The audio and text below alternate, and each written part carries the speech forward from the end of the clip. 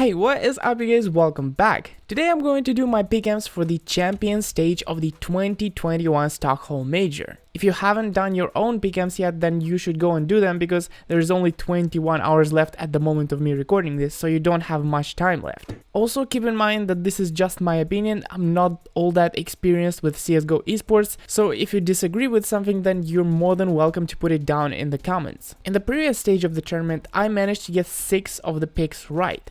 These teams that didn't get in, they were decently close, I would say, except Astralis, because Astralis was pretty shit this tournament, let's be honest.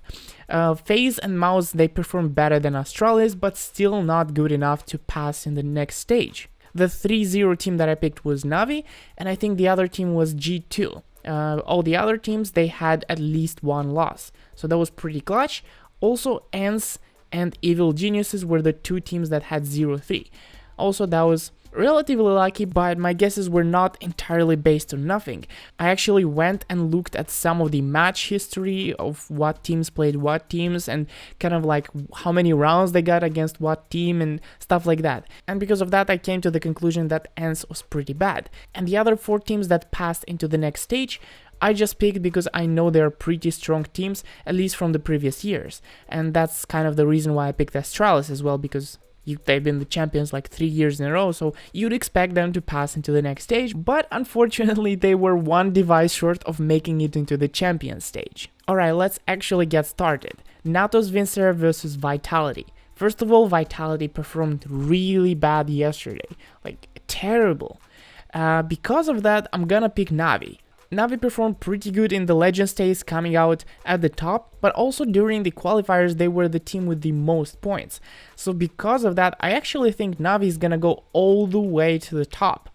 Yes, it's kind of a bold move. Right now I'm applying more fanboy logic than actual reasons, but let's start getting into the other teams. Gambit and Furia are both pretty strong. There's not exactly a lot of things I can base my decision on, but the fact that Furia lost to Astralis, which was like their only win, that kind of makes me decide that maybe Furia is gonna lose against Gambit. But of course, there are some other reasons, like for example Gambit losing to Entropic and Furia winning against Entropic, making me decide that maybe Furia is gonna win. But the games with Furia and Entropic were pretty close. So here I'm just gonna roll my mental dice and say that Gambit is going to win against Furia, even though I'm very not sure about that. But in the end, I am fairly confident Natos Vincere is going to win against either Furia or Gambit. Now we go to G2 against Ninjas and Pyjamas.